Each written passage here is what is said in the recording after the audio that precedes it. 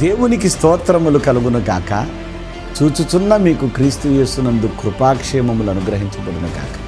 ప్రియ దేవుని పిల్లలారా, జనవరి 15, 16, 17 తారీఖుల్లో సిలువ మిషన్ ప్రధాన కేంద్రమైన అడ్డాడ స్వస్థతశాల నందు సిలువ పండుగలు జరుగుతున్నవి రమ్మని మిమ్మల్ని ప్రేమతో ఆహ్వానిస్తూ ఉన్నాను. జనవరి 15వ తారీఖు అనగా గురువారం నాడు బలిపీఠము దగ్గర నేనును నా ఇంటి వారును వచ్చిన జనసమూహము మోకాళ్ళుని ప్రార్థన చేసి అక్కడ నుండి తెల్లని పావురాలను తీసుకుని వచ్చి కోనేరులో నుండి బయలుదేరి సిలువమెట్లు వెక్కి ప్రార్థన చేసి ప్రభువుని వేడుకొని ప్రార్థనాపూర్వకంగా ఆ పావురములను విడిచి సిలువ పండుగలు ప్రారంభించడం జరుగుతుంది. ఇలాగూ మొదటి రోజు ప్రారంభించబడి రెండవ రోజైనటువంటి 16వ తేదీ శుక్రవారం నాడు ప్రార్థించి ఆశీర్వదించిన అంజూర ఫలాలు వచ్చిన జనసమూహం అంతటికి ఉచితముగానే ఇవ్వటం జరుగుతుంది. అనేక మంది రోగులు బాగుపడడానికి, సంతానం లేని వారు బిడ్డలను పొందడానికి ఈ ఫలములను భుజించిన తరువాత ప్రార్థనాపూర్వకంగా కోనేరులో దిగుతారు.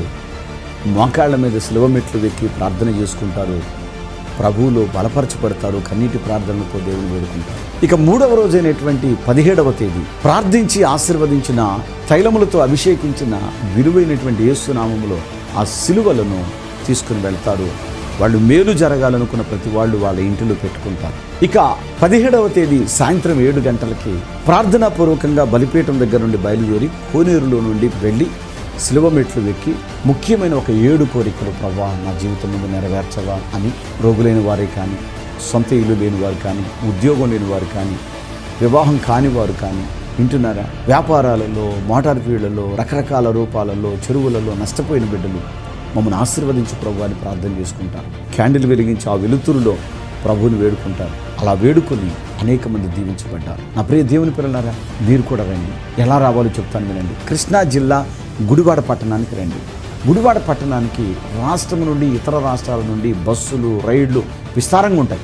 మీరు గుడివాడలో దిగి అడ్డాడ ప్రార్థనకు వెళ్ళాలంటే చాలు, ఆటో వాళ్ళు 15 నిమిషాలు తీసుకొచ్చేస్తారు. ఇక్కడ గమనించాలి, ఈ సిలువ పండుగల్లో ఉదయ సాయంకాలపు వేళలో బహుబలమైన శక్తివంతమైన వాక్యం అందుతుంది. వింటున్నారా? భోజనానికి, వసతులకు ఏ లోటు ఉండదు, సమృద్ధి ఉంటుంది. రండి, జీవితంలో ఖచ్చితంగా దీవించబడతారు. 2026వ సంవత్సరం మీ జీవితానికి ఆశీర్వాద సంవత్సరంగా తీసుకోండి. God bless you. God bless you. నేను మవ్వ గ్రామం నుంచి వచ్చాను. నాకు పెళ్ళయి 7 సంవత్సరాలు అయింది. అయితే పిల్లలు లేక నేను చాలా బాధపడ్డాను. మెడిసిన్ వాడిన తర్వాత అమ్మ నీకు కావాల్సిన మెడిసిన్ అంతా ఇచ్చేసాము, ఇంకా వాడాల్సిన పని ఏమీ లేదు, నీకు లేట్ అవుతుంది అనుకుంటే కనుక ఐవీఎఫ్కి వెళ్ళమని నాకు డాక్టర్ గారు సలహా ఇచ్చారు. చాలామంది అడ్డాడు వెళ్తుంటే ప్రెగ్నెన్సీ వస్తుందని మా ఇంటి పక్క ఆవిడ వచ్చేది, మా అమ్మగారు. ఆవిడ నాతో చెప్పినప్పుడు నేను పోయిన సంవత్సరం జనవరి నెల సిలువ పండగల్లో వచ్చి నేను సిలువ సాక్షిగా దేవుణ్ణి మొరపెట్టుకుని, అయ్యో నాకు ఒక మగపిల్లని ఇవ్వయ్యా, నీ సన్నిధిలో సాక్షిగా నిలబెడతాను అయ్యో, నేను డాక్టర్ గారు చేయలేని పని, నేనైతే ఐవీఎఫ్ చేయించుకోవాలనుకోవట్లేదు అయ్యా, నీవే ఉన్నావని నేను 7 శనివారాలు ఉపవాసం ఉండి ప్రార్థన చేసుకుని ఒక టీవీ కార్యక్రమాన్ని స్పాన్సర్ చేసి మళ్ళీ అంజూరు పండు కూడా క్రమం తప్పకుండా వచ్చేదని, అయ్యగారు అయితే లాస్ట్లో అమ్మ నీకు శ్రేష్టమైన మగబిడ్డని ఇవ్వబోతున్నాడని నాకు వాగ్దానం ఇచ్చి ప్రార్థన చేశారు. తర్వాత నాకు కన్సీవ్ అయ్యాను. నాకైతే తెలియదు ఆ విషయం. నేను హాస్పిటల్కి వెళ్ళినప్పుడు అమ్మ నీకు 4వ నెల జరుగుతుంది, బేబీ చాలా హెల్తీగా ఉందని చెప్పినప్పుడు నాకు చాలా సంతోషం అనిపించింది. ఇప్పుడు నాకు 7వ నెల జరుగుతుంది. ఈ సాక్ష్యం దీవించను గాక.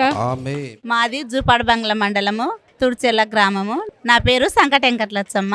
అయ్యగారు మొదటి ఆరాధనలనే మీరు కోరికలు ఏమైతే కోరుకుంటారో కోరుకోరి, మీరు సిలువ పండుగకు వచ్చినారు, మీ కోరికలు దేవుడు నెరవేరుస్తాడు అన్నప్పుడే మా హృదయంలో కదిలించింది అయ్యగారు వాక్యం వినంగానే. దైవజనులు సిలువేసినది సాక్ష్యం చూపించుంటేనే మాకు కండ్లమ్మడి నీళ్లు కారి మా హృదయంలో ఎంతో మేలు కలిగింది. కానీ ఇటాటి దైవజనులు ఇంకా మాకు సువార్త అందించి రోగులను స్వస్థపరిచి పిల్లలు కానోళ్ళకు పిల్లలనిచ్చి తాగుబోతులను మారి కుటుంబాలను ఇంకా ఎంతోమంది స్వస్థపరచాలని దైవజనులు ఇంకా పాదములు బట్టి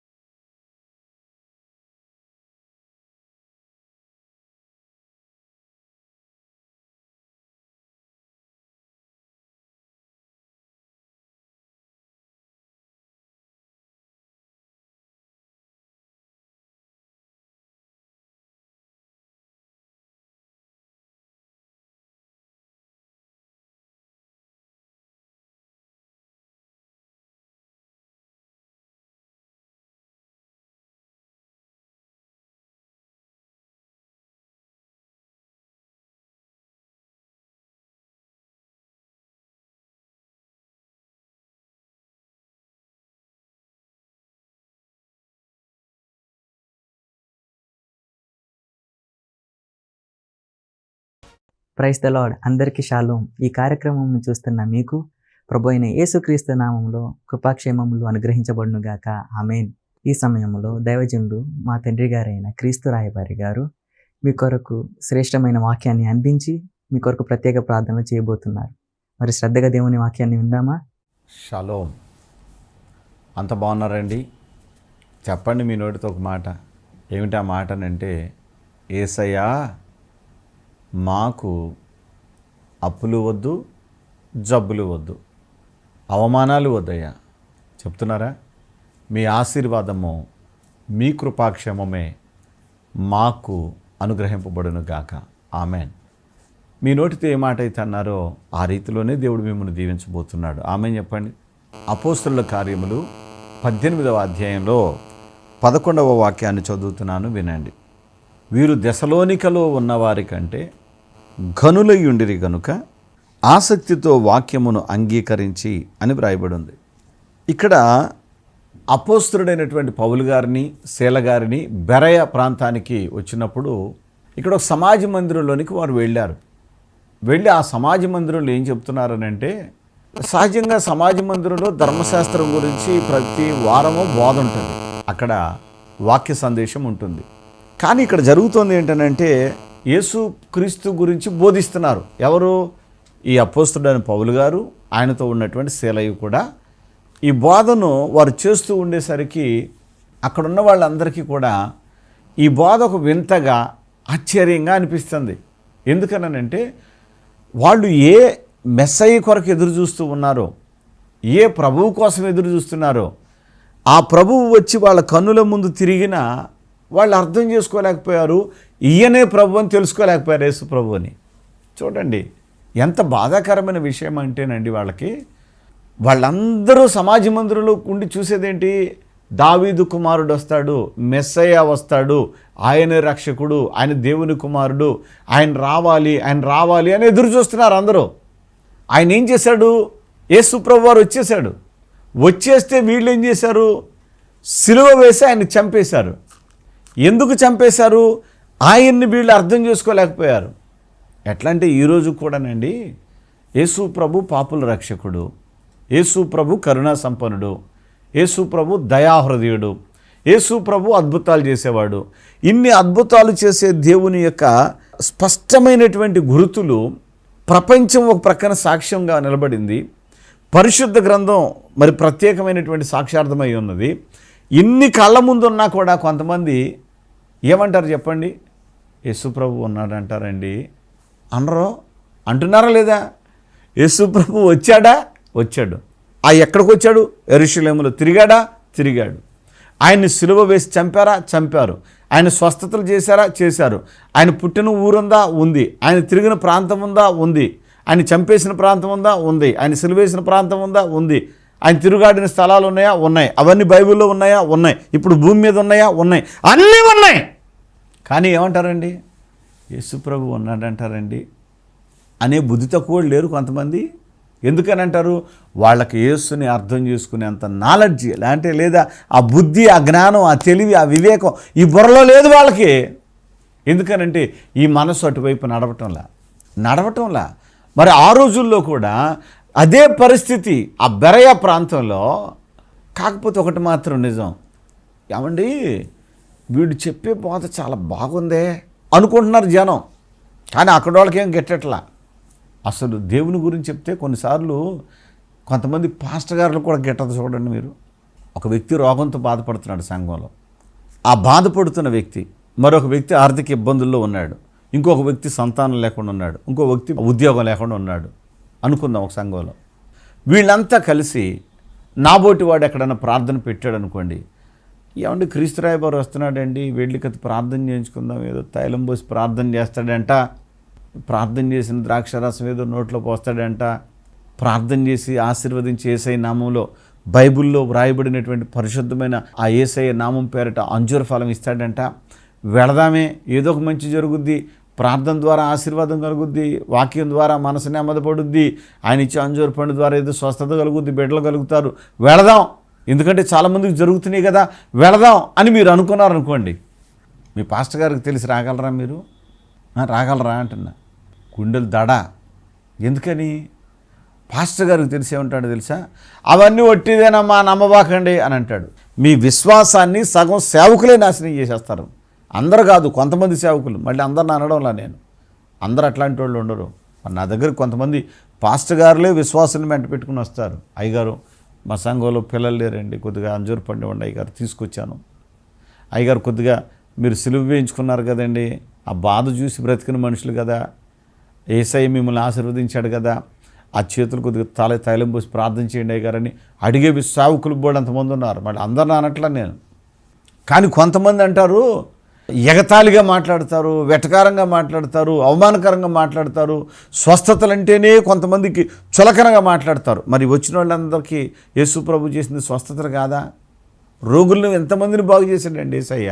అప్పుడేమిటి ఇప్పుడు కూడా బాగు చేయట్లేదా? మళ్ళీ ఇదొక విచిత్రమైన మాట చెప్తాను వినండి. మీరు కనుక బాణహీనతతో ఉన్నారనుకోండి, పాస్టర్ గారు ఏమంటాడు?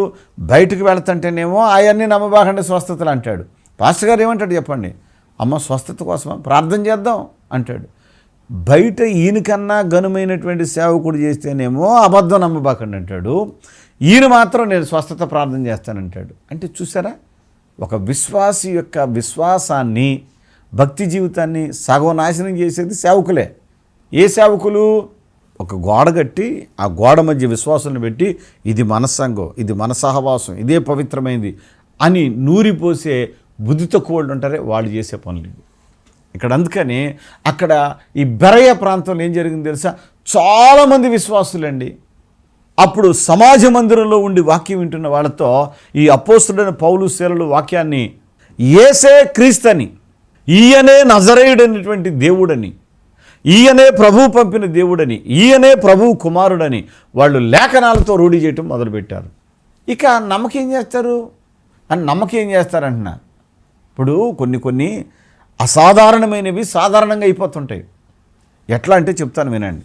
కాకినాడ పట్టణంలో ఒక ఆయన ప్రార్థనకు వచ్చాడు. ఆయనకి గొంతులో ఏదో పుండు వచ్చిందంట, నోట్లో. ఆయనకి నీళ్లు దిగట్లా, గుటక మింగట్లా, అన్నం తింటలా. డాక్టర్స్ ఏం చేశారనంటే ఆయనకి కండిషన్ సివియర్గా అయిపోయింది, చేయగలిగింది ఏమి లేదు, ఉన్నన్ని రోజులు ఏదైనా ముక్కులో నుంచో నోట్లో నుండో పోయటానికి అన్నట్టు ఆ పైప్ వేశారు. ఆ పైపులో నుండి పోయాలి వీళ్ళు ఆయన బ్రతుకున్నంతకాలం. ఆయన ఏం చేశాడనంటే, ఇదిగో ఈ క్రీస్తు రాయబారి గారు చేసే ప్రార్థన చాలా బలంగా ఉంటుంది అంట అని నమ్మి తన భార్య ఆయన ఇద్దరు కలిసి వచ్చారు ప్రార్థనకి. వస్తే వారి తల మీద తైలం పోసి ప్రార్థన చేసి వారి కోసం ఒక అంజూర ఫలం ఇచ్చి పంపించడం జరిగింది. ముక్కులో పైపే, నోట్లో ఏమీ లేదు. అలాంటిది ఆయనకి ఏమైందో తెలుసా? దేవుడు ఆ ప్రార్థన ఆలకించాడు. ఆ ప్రార్థనను ఆయన ఇష్టపడ్డాడు. ఆ వ్యక్తిని బాగు చేయాలని ప్రభువు కోరుకున్నాడు. ఆశ్చర్యంగా ఆ నోట్లో ఉన్న పుండు తగ్గిపోయింది, ఆ పైపు తీసేశారు. అసలు మందులతో పని లేకుండా మనిషి బాగుపడిపోయాడు. ఇది దేవునికి సాధ్యమే. అంటే ఆ ఊరిలో సేవకులు లేరా? ఉన్నారు. వాళ్ళు గొప్పవాళ్ళు కదా, గొప్పవాళ్లే. కానీ వారికి ఉన్న వరాలు ద్వారా వారు అప్పటి వరకు బ్రతుకున్నాడు, చనిపోకుండా బ్రతుకున్నాడు. అది గొప్ప విషయమేగా. బ్రతుకున్నాడు కాబట్టి మన దగ్గర ప్రార్థనకు రాగలిగాడు. ఇప్పుడు ఆ ప్రార్థన ద్వారా స్వస్థత పొందాడు. చూడండి, ఆ మనిషి ఈ మనిషి. మా దార్పుడండి. నా పేరు లక్ష్మణ్. మా ఆయన గారికి అయితే చాలా సీరియస్ అయిపోయిందండి. నోట్లోని తెరవబడేది కదండి, నోట్లో గడ్డేసేసింది. చాలా సీరియస్ అయిపోయి చాలా ప్రమాదం అయిపోయిందండి. టీవీలో చూసండి ఇక్కడికి వచ్చాము. నోట్లో గొట్టం వేసారండి. ఆ గొట్టంతోనే తీసుకొచ్చేవాళ్ళమండి ఇక్కడికి. ఎంతగానో అండి, ఎంతో ఆపదలో ఉన్నామండి మేము ఇక్కడికి వచ్చేటప్పుడు. డాక్టర్లు కూడా చెప్పలేమన్నారు, నోట్లో గడ్డేసేసి ఇంకా ఎంతగానో నోరు తెరవబడేది కాదండి. ఇక్కడ అంజూర పండు తిన్నాకండి ఎంఆర్ఓ క్యానింగ్ తీయించామండి. మళ్ళీని క్యాన్సిల్ కానీ ఏమీ లేదు, చాలా స్వస్థపడ్డదని చెప్పారండి. కాబట్టి నేను మీతో చెప్పేది ఏంటంటే, ఇక్కడ అపోస్తుడైన పౌలు శీలలు వారు బోధిస్తూ ఉంటే అసలు అలా ఉందో లేదో నేను చూసుకుంటూ వచ్చానంట. ఈ రోజుల్లో అయితేనండి విశ్వాసులు వేరే చోట ప్రార్థనకు వెళ్ళారని తెలిస్తే ఆదివారం సంఘంలో ఇక శాపాలు కొంతమంది పాస్టర్ గారులు అయితే ఇక్కడ గడ్డి తింటున్నారు, అక్కడ పాలిస్తున్నారు, ఈ మాటలే. ఇదిగో సంఘానికి వ్యతిరేకంగా ప్రవర్తిస్తున్నారు, శాపాలు వచ్చేస్తాయి. నువ్వు అన్య ఆచారాలు చేస్తే తప్పండి, అపవిత్రమైన పాపాలు చేస్తే తప్పు. కానీ ప్రభు వాక్యం వినడానికి ప్రపంచంలో నువ్వు ఎక్కడికైనా వెళ్ళొచ్చు. కానీ ఆదివారం నీ సంఘానికి నువ్వు వెళ్ళు. ఆదివారం సంఘాన్ని మాత్రం మార్చి వేరే సంఘానికి పోబాకు. ఆదివారం నీ సంఘానికి నువ్వు వెళ్ళు, కానీ నువ్వు వాక్యం వినడానికి, ప్రార్థనలు చేయించుకోవడానికి ప్రపంచంలో ఎక్కడికైనా నువ్వు వెళ్ళాలి. ఎందుకంటే ఒక్కొక్క సేవకుని చేతుల ద్వారా ఒక్కొక్క అద్భుతం జరుగుద్ది. అవును, ఇప్పుడు అదే జరుగుతుంది. ఏమైంది ఇక్కడ అంటే చాలా అద్భుతమైన విషయం చూడండి. అక్కడ వీరు దెసలోనికలో ఉన్న వారి కంటే గనులయుండిరి గనుక ఆసక్తితో వాక్యమును అంగీకరించి పౌలును శీలను చెప్పుచున్న సంగతులు అలాగునున్నవో లేవో అని ప్రతి దినము లేఖనములను పరిశోధించుచూ వచ్చిరి. లేఖనాలను పరిశోధించాలి, లేఖనానుసారంగా విశ్వాసంలో బలపడాలి. మూఢ విశ్వాసాలు కాదు, వాస్తవమైన వాక్యానుసారమైన వాక్యముతో కూడినటువంటి విశ్వాసమే మీకు అవసరం. అర్థమవుతుందా? వాక్యముతో కూడిన విశ్వాసం. ఇప్పుడు ఈ వాక్యముతో కూడిన విశ్వాసంలో ఏం జరిగిందనంటే, అందుచేత ఆ వారిలో అనేకులను ఘనత కలిగిన గ్రీసు దేశస్థులైన స్త్రీలలోనూ పురుషులలోనూ చాలామంది యేసుప్రభువుని నమ్ముకున్నారంట. దేవునికి స్తోత్రం. బోధ ద్వారా బుద్ధి మారుద్ది. బోధ ద్వారా బుద్ధి ఎప్పుడైతే మారిందో, బుద్ధి మారుట ద్వారా బ్రతుకు మారుద్ది. ఈ బుద్ధి బ్రతుకు రెండు మారితే జీవితం ధన్యమైపోతుంది. దేవునికి స్తోత్రం కలుగును గాక. అందుకని యేసుక్రీస్తు నామములో మీకు ఏ కష్టమన్నా ఒక్కటి మాత్రం గుర్తుపెట్టుకోండి. ఒకటి, వాక్యముతో కూడిన దేవుని శక్తిని మీరు అనుభవిస్తూ పరలోకపు ఆశీర్వాదంతో మీరు ఫలించాలి. మీకు అప్పులు ఉండొద్దు, జబ్బులు ఉండొద్దు. అవమానాలు ఈ రెండింటి ద్వారానే వస్తాయి. అప్పులు జబ్బుల ద్వారా. అప్పుల ద్వారా అనేకమైన బుద్ధి తక్కువ పాప పనులు చేయాల్సి వస్తుంది. అర్థమవుతుందా? జబ్బుల ద్వారా అనేకమైనటువంటి రీతులలో కృంగిపోవాల్సి వస్తుంది.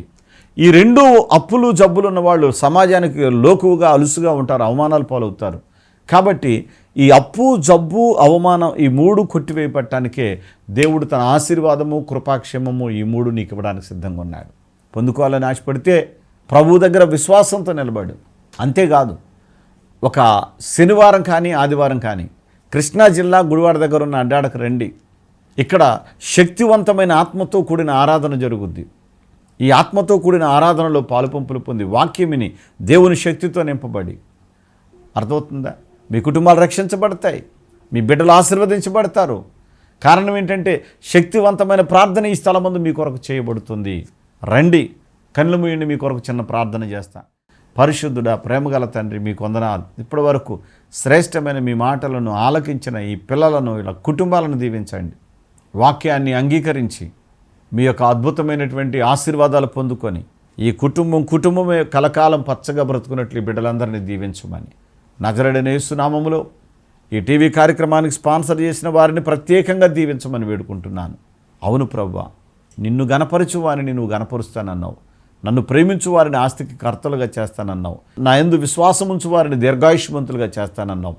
ఈ టీవీ కార్యక్రమాన్ని విశ్వాసముతోనూ ప్రేమతోనూ చేశారు ప్రభువా. ఎవరైతే 5,000 కానుకిచ్చి సువార్తను ప్రకటింపజేస్తున్నారో ఈ కుటుంబాలకు 1 ఆరోగ్యము, 2 ఆయుష్కాలము, ఆ పరలోకపు ఆశీర్వాదము బిడ్డలకు దయచేయమని యేసు నామమును వేడుకొనుచున్నాను తండ్రి, ఆమేన్. పరిశుద్ధాత్మ అభిషేక అంజూర పండుగ జరుగు. ఆదోని దేవునికి స్తోత్రములు కలుగును గాక. చూచుచున్న మీకు క్రీస్తు యేసునందు కృపాక్షేమములు అనుగ్రహించబడును గాక. ప్రియ దేవుని పిల్లలారా, జనవరి 15, 16, 17 తారీఖుల్లో సిలువ మిషన్ ప్రధాన కేంద్రమైన అడ్డాడ స్వస్థతశాల నందు సిలువ పండుగలు జరుగుతున్నవి రమ్మని మిమ్మల్ని ప్రేమతో ఆహ్వానిస్తూ ఉన్నారు. జనవరి 15వ తారీఖు అనగా గురువారం నాడు బలిపీఠము దగ్గర నేనును నా ఇంటి వారును వచ్చిన జనసమూహము మోకాళ్ళుని ప్రార్థన చేసి అక్కడ నుండి తెల్లని పావురాలను తీసుకుని వచ్చి కోనేరులో నుండి బయలుదేరి శిలువమెట్లు వెక్కి ప్రార్థన చేసి ప్రభువుని వేడుకొని ప్రార్థనాపూర్వకంగా ఆ పావురములను విడిచి శిలువ పండుగలు ప్రారంభించడం జరుగుతుంది. ఇలాగూ మొదటి రోజు ప్రారంభించబడి రెండవ రోజైనటువంటి 16వ తేదీ శుక్రవారం నాడు ప్రార్థించి ఆశీర్వదించిన అంజూర ఫలాలు వచ్చిన జనసమూహం అంతటికి ఉచితముగానే ఇవ్వటం జరుగుతుంది. అనేక మంది రోగులు బాగుపడడానికి, సంతానము లేని వారు బిడ్డలను పొందడానికి ఈ ఫలములను భుజించిన తరువాత ప్రార్థనాపూర్వకంగా కోనేరులో దిగుతారు. మోకాళ్ళ మీద శిలువమెట్లు వెక్కి ప్రార్థన చేసుకుంటారు. ప్రభువులో బలపరచబడతారు. కన్నీటి ప్రార్థనలతో దేవుని వేడుకుంటారు. ఇక 3వ రోజైనటువంటి 17వ తేదీ ప్రార్థించి ఆశీర్వదించిన, తైలములతో అభిషేకించిన విలువైనటువంటి యేసు నామములో ఆ శిలువలను తీసుకుని వెళ్తారు. వాళ్ళు మేలు జరగాలనుకున్న ప్రతి వాళ్ళు వాళ్ళ ఇంటిలో పెట్టుకుంటారు. ఇక 17వ తేదీ సాయంత్రం 7 గంటలకి ప్రార్థనాపూర్వకంగా బలిపీఠం దగ్గర నుండి బయలుదేరి కోనేరులో నుండి వెళ్ళి శిలువ మెట్లు ఎక్కి ముఖ్యమైన ఒక 7 కోరికలు ప్రభువా నా జీవితం ముందు నెరవేర్చవా అని రోగులైన వారే కానీ, సొంత ఇల్లు లేని వారు కానీ, ఉద్యోగం లేని వారు కానీ, వివాహం కాని వారు కానీ, వింటున్నారా, వ్యాపారాలలో, మోటార్ ఫీల్డ్లలో, రకరకాల రూపాలలో, చెరువులలో నష్టపోయిన బిడ్డలు మమ్మల్ని ఆశీర్వదించి ప్రభు అని ప్రార్థన చేసుకుంటారు. క్యాండిల్ వెలిగించి ఆ వెలుతురులో ప్రభువుని వేడుకుంటారు. అలా వేడుకొని అనేక మంది దీవించబడ్డారు. నా ప్రియ దేవుని పిల్లలారా, మీరు కూడా రండి. ఎలా రావాలో చెప్తాను వినండి. కృష్ణా జిల్లా గుడివాడ పట్టణానికి రండి. గుడివాడ పట్టణానికి రాష్ట్రం నుండి, ఇతర రాష్ట్రాల నుండి బస్సులు, రైళ్లు విస్తారంగా ఉంటాయి. మీరు గుడివాడలో దిగి అడ్డాడ ప్రార్థనకు వెళ్ళాలంటే చాలు, ఆటో వాళ్ళు 15 నిమిషాలు తీసుకొచ్చేస్తారు. ఇక్కడ గమనించాలి, ఈ శిలువ పండుగల్లో ఉదయ సాయంకాలపు వేళలో బహుబలమైన శక్తివంతమైన వాక్యం అందుతుంది. వింటున్నారా? భోజనానికి, వసతులకు ఏ లోటు ఉండదు, సమృద్ధి ఉంటుంది. రండి, జీవితంలో ఖచ్చితంగా దీవించబడతారు. 2026వ సంవత్సరం మీ జీవితానికి ఆశీర్వాద సంవత్సరంగా తీసుకోండి. God bless you. God bless you. మాది కనుమూరు నుంచి వచ్చాము మేము. పోయినసారి కూడా బాగా జరిగింది సిలువ పండుగల్లో. ఈ సంవత్సరం కూడా బాగా జరిగింది. అలాగే నా భర్త ఇక్కడికి వచ్చినాక బాప్టిస్ట్ని కూడా తీసుకున్నారు. ఆయన కోసం వచ్చాను. ప్రార్థన బాగా జరిగింది. అయ్యగారు, అమ్మగారు అందరు వాక్యం బాగా చెప్పారు.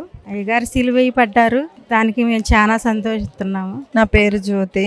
మాది శ్రీకాకుళం జిల్లా కొంచ ఊరు. ఆ ప్రాంతం నుంచి వచ్చాము. సిలువ పండుగ మంచిగా జరిగింది.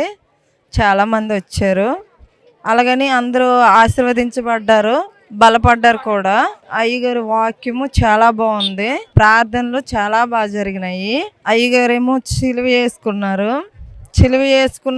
ఆయన బలపడ్డారు. ఆయనలాగే బలపడ్డాలని సంఘాన్ని కోరుకుంటున్నారు. మంచిగా చేశారు, మంచిగా జరిగినాయి.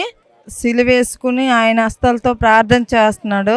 స్వస్థత పొందుతున్నాము. మాకు చాలా దేవుని యొక్క శ్రేష్టమైన వాక్యాన్ని విన్నారు కదూ. మీరు ఈ వాక్యం వినడానికి ఆమేన్. మీ ప్రార్థన అవసరతలు తెలియచేయుటకు మరియు మీ కానుకలు పంపించుటకు మా చిరునామా క్రీస్తు రాయబారి ఎన్ శ్రీనివాసరావు, శిలువ మిషన్ స్వస్థతశాల, అడ్డాడ, పామరు మండలం, కృష్ణా జిల్లా.